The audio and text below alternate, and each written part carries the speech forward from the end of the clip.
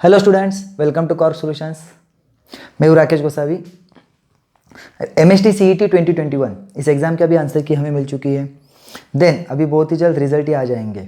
Means अभी 4-5 दिनों में रिजल्ट आ जाने चाहिए। जैसे गवर्नमेंट ने बोला हमें 28 से पहले रिजल्ट आ जाएंगे। अभी रिजल्ट के बाद बहुत सारे बच्चों के मन में सवाल है, एडमिशन प्रोसेस क्या होगी, एडमिशन के लिए डॉक्यूमेंट क्या क्या लगेंगे, वो सारे सवालों के जवाब हम लोग आज देखेंगे। तो आज के वीडियो में हम लोग देखने वाले हैं एडमिशन प्रोसेस कैसे रहेगी। मीन्स MST CET का रिजल्ट जिस दिन लगेगा उस दिन के बाद आपको क्या क्या काम करना है, तो हम लोग एक स्टेप बाय स्टेप देखेंगे। तो इसमें से आप हर एक स्टेप सुनिए अच्छे से, उसका एक्सप्लेनेशन सुनिए, क्योंकि हर एक स्टेप यहाँ पे इंपॉर्टेंट है, एक भी स्टेप यहाँ पे मिस नहीं होनी चाहिए। और साथ ही साथ एडमिशन्स के लिए मीन्स MST CET के बेसिस पे जो एडमिशन हम लोग करेंगे उसके लिए जो डॉक्यूमेंट्स रहते हैं, नेसेसरी डॉक्यूमेंट्स, उसका भी वीडियो हमने रिलीज़ किया हुआ है, आप लोग देख सकते हो। तो चलो हम लोग स्टार्ट करते हैं MST CET एडमिशन प्रोसेस। तो MST CET रिजल्ट के बाद हम लोग, जैसे हमें पता है 20 ऑन और बिफोर 28 अक्टूबर, जैसे हमें गवर्नमेंट ने बताया कि 28 अक्टूबर या फिर 28 अक्टूबर से पहले रिजल्ट आ जाएगा। तो हम लोग एक्सपेक्ट करते हैं कि उस दिन तक या फिर उस दिन से पहले रिजल्ट आ जाना चाहिए।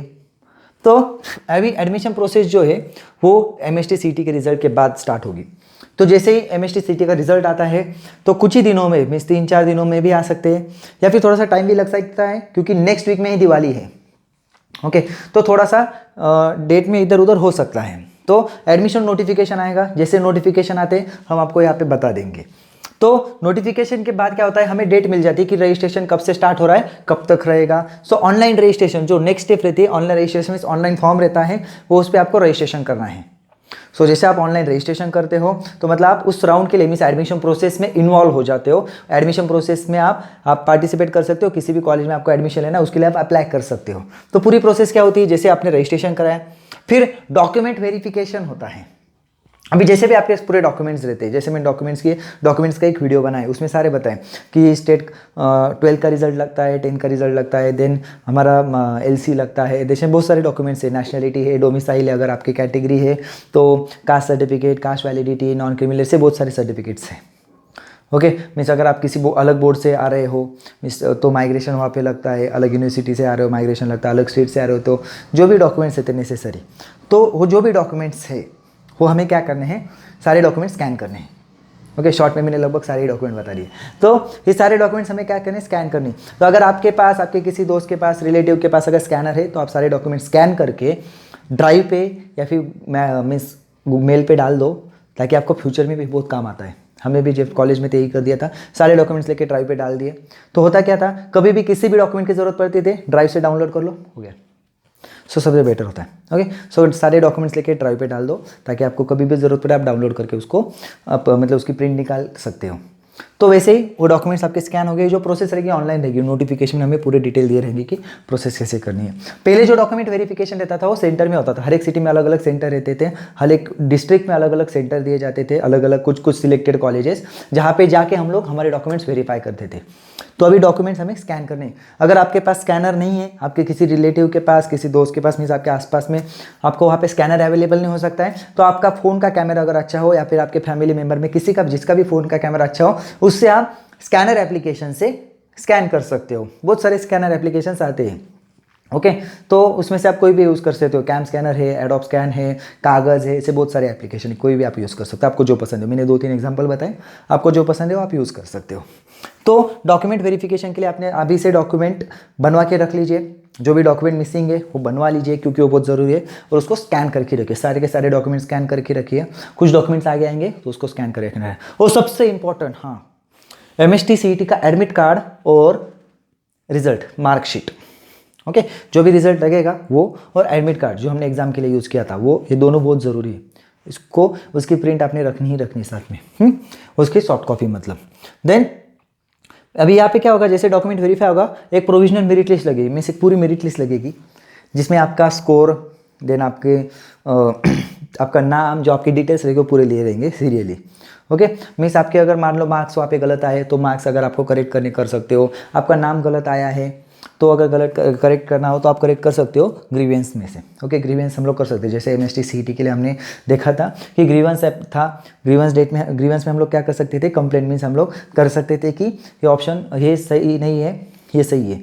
तो लेकिन ये प्रोसेस इतना मतलब कॉस्टली नहीं रहेगा, क्योंकि ये हमारा राइट है, अगर कुछ गलत हुआ है तो हम लोग वो चेंज करवा सकते हैं। ओके, तो यहाँ पे इतना जैसे पर क्वेश्चन 1000 रुपीज़ था वैसा नहीं रहेगा। ओके, तो ये सिंपल प्रोसेस रहता है। अगर आपके लिस्ट में अगर कोई भी गलती हो, उस मेरिट लिस्ट में अगर कोई भी गलती हो तो हम करेक्ट कर सकते हैं। तो ग्रीवेंस में देन इसके बाद फाइनल मेरिट लिस्ट लगेगी, जो फाइनल मेरिट लिस्ट रहेगी वो फाइनल रहेगी, उसके बाद चेंजेस नहीं होंगे।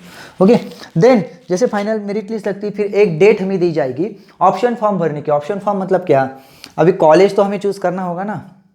अगर मान लो मुझे किसी XYZ इंजीनियरिंग कॉलेज में एडमिशन लेना है तो हमें उसके नाम डालने पड़ते हैं। तो ऑप्शन हमारे पास कितने ऑप्शन रहते हैं, 300 300 हम लोग नाम डाल सकते हैं 300 कॉलेज के। मतलब 300 कॉलेज मतलब क्या होता है, एक कॉलेज का 3-4 बार भी हो सकता है अलग अलग स्ट्रीम से। Means ABC engineering college, mechanical branch, ABC engineering college, computer branch, okay, हम लोग ENTC ब्रांच, ऐसे अलग अलग, जैसे जो भी ब्रांच आपको पसंद है। सो ऑप्शन फॉर्म बहुत ही केयरफुली भरना है बच्चों, ऑप्शन फॉर्म बहुत ही केयरफुली भरना है। आपको जो भी गाइड करता हो आप उससे अच्छे से, मतलब जो भी आपके आसपास हो, आपका सीनियर हो या फिर आपके टीचर हो, आप उनसे अच्छे से बात करके ऑप्शन फॉर्म भरिए। अगर नहीं होता हो तो हमारा वीडियो ध्यान से देखिए, यहाँ पे आपको पता चलेगा। देखो मैं एक सिंपली बताता हूँ ऑप्शन फॉर्म कैसे भरना है। जो सबसे बढ़िया और आपका फेवरेट हो वो ऊपर आना चाहिए।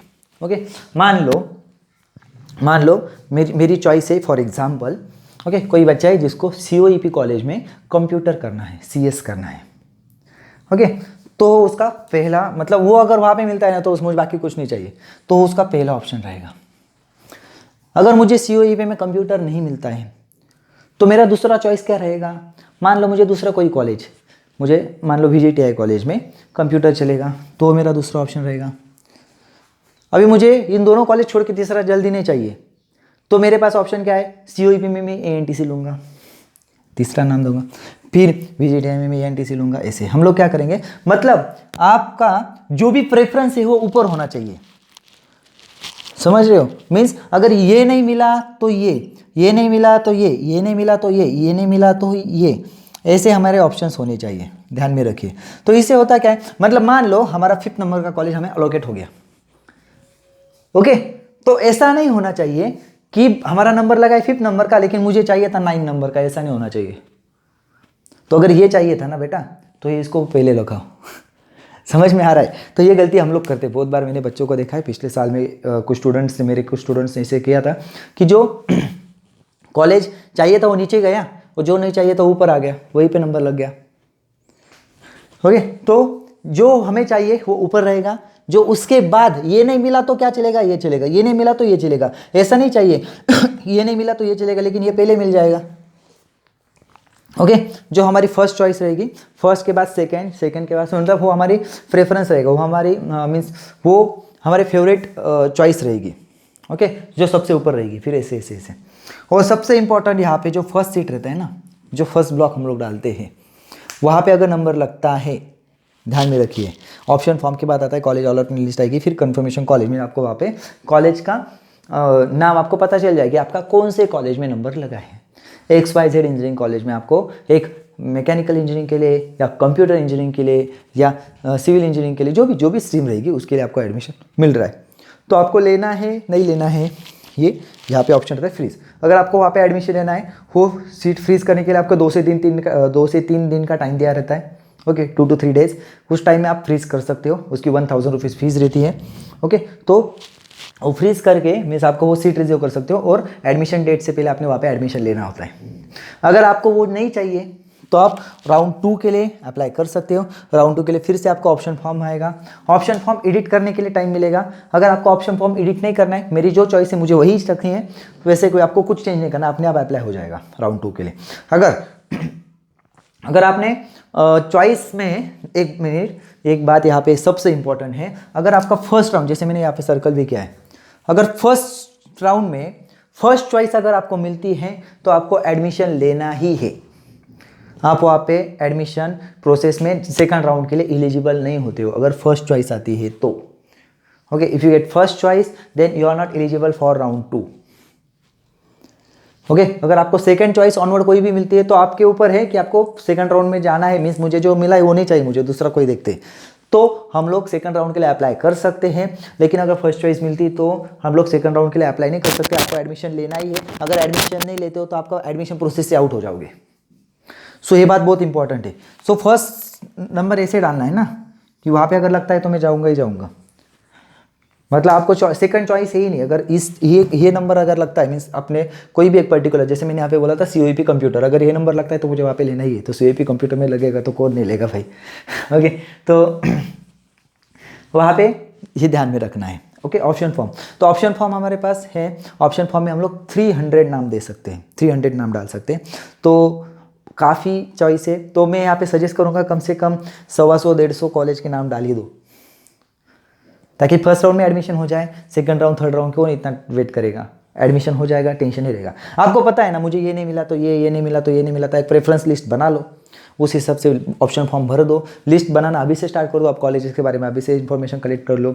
ओके, कौन सा कॉलेज सही है, कौन सा कॉलेज ने, आपके सीनियर्स, आपके टीचर्स, उनसे इन्फॉर्मेशन कलेक्ट कर लो और वो लिस्ट बना लो एक पेपर पे लिख के, और वही ऑप्शन फॉर्म में भर देने। कॉलेज का कोड रहता है, कॉलेज के साथ ब्रांच का भी कोड रहता है, उसके साथ आप लोग देख सकते हो, मतलब फॉर्म फिल कर सकते हो। ओके, सो ये रहती है पूरी एडमिशन प्रोसेस। मीन्स हमें यहाँ पे देखो MST CET रिजल्ट के बाद एडमिशन नोटिफिकेशन, फिर रजिस्ट्रेशन रहेगा, डॉक्यूमेंट वेरीफाई हो गए, देन प्रोविजनल मेरिट लिस्ट लगी, प्रोविजनल मेरिट लिस्ट में करेक्शन करने के लिए ग्रीवेंस रहेगा, देन उसके बाद final merit list, option form, then admission process रहेगी।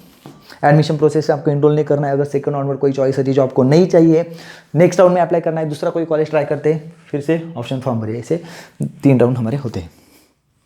अभी यहाँ पे होता क्या है कि मीन्स ये एडमिशन प्रोसेस अगर अच्छे से हो गई तो मतलब फर्स्ट राउंड में अगर आपका नंबर लग गया, एडमिशन कर लो, ताकि आपको सेकंड थर्ड राउंड में थोड़ा सा आप रिलैक्स हो सकते हो, रेस्ट कर सकते हो। और जैसे कॉलेज स्टार्ट हो जाता है फिर आपका फिर से वहाँ पे भाग दौड़ चालू हो जाएगी, राइट। मीन्स फिर लेक्चर्स चालू हो जाएंगे, देन आपको फिर स्टडी चालू हो जाएगा, तो टाइम ही रहेगा।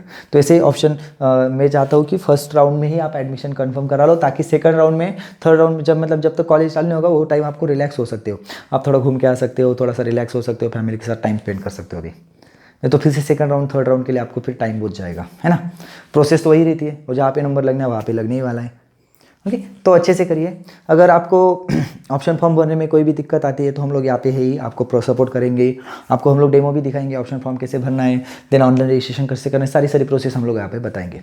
बस यहाँ पे हम लोग कोई भी कॉलेज सजेस्ट नहीं करेंगे, हमारी तरफ से कोई भी कॉलेज सजेस्ट किया नहीं जाता, क्योंकि हाँ, लेकिन हमें पता है कुछ टॉप कॉलेज जैसे COEP, VGTI, ये कॉलेज तो हम किसको पसंद नहीं है, सबको पसंद है, राइट। सो ऐसे जो टॉप के कॉलेज ऐसे हो तो सबको पसंद है, लेकिन यहाँ पे हम लोग कहीं भी प्राइवेट कॉलेज या किसी भी कॉलेज के हम लोग यहाँ पे लिस्ट बना के नहीं देंगे।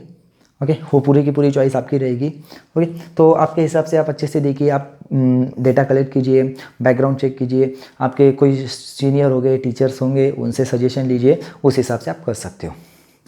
तो हाँ, सबसे इंपॉर्टेंट एक और बात कि डॉक्यूमेंट से रिलेटेड जो वीडियो मैंने बनाए वो ज़रूर देखिए, क्योंकि डॉक्यूमेंट आपके पास सारे के सारे होने चाहिए, ऑन टाइम होने चाहिए। अगर टाइम पे डॉक्यूमेंट नहीं होते तो आपका एडमिशन प्रोसेस से आउट होने के चांसेस रहते हैं। तो डॉक्यूमेंट बनवा लो, अगर डॉक्यूमेंट नहीं है तो कई सब्स्टिट्यूशन डॉक्यूमेंट है, मीन्स उसको रिप्लेस करने वाला कोई डॉक्यूमेंट है, ओके, उसके लिए कोई सब्स्टिट्यूट है तो वो भी आप देख लो। ओके, जैसे फॉर एग्जांपल बहुत सारे बच्चों की कास्ट वैलिडिटी कंप्लीट नहीं हुई रहती थी। कास्ट वैलिडिटी अगर आपके पास कंप्लीट नहीं हुई तो आप एक एफिडेविट कर सकते हो कि कास्ट वैलिडिटी के लिए अप्लाई करके रखा है, वो अभी तक आया नहीं है, तो उसकी रिसीट और वो एफिडेविट आप लेके एडमिशन प्रोसेस में मतलब एनरोल कर सकते हो। फिर आपका जब एडमिशन होता है उसके बाद वैलिडिटी के लिए आपको टाइम दिया जाता है, 2-3 महीने दिए जाते हैं, उसके कोई प्रॉब्लम नहीं। तो ऐसे बहुत सारी प्रोसेस रहती है, वो आप अच्छे से देख लो ताकि आपको एडमिशन प्रोसेस में कोई भी दिक्कत ना आए। सो आई होप ये वीडियो आपको अच्छा लगा हो। अगर वीडियो अच्छा लगा है तो लाइक कीजिए, अपने दोस्तों को शेयर कीजिए, चैनल को सब्सक्राइब कर लीजिए ताकि हमें भी मोटिवेशन मिले और नेक्स्ट ईयर के बच्चों को भी हम लोग ज़्यादा से ज़्यादा सपोर्ट करते रहे। और आपका सपोर्ट यहाँ पे ख़त्म नहीं हुआ है, आपका जब तक एडमिशन होता तब तक हम आपके साथ हैं। सो अच्छे से रहिए बच्चों, take care, all the best and bye bye.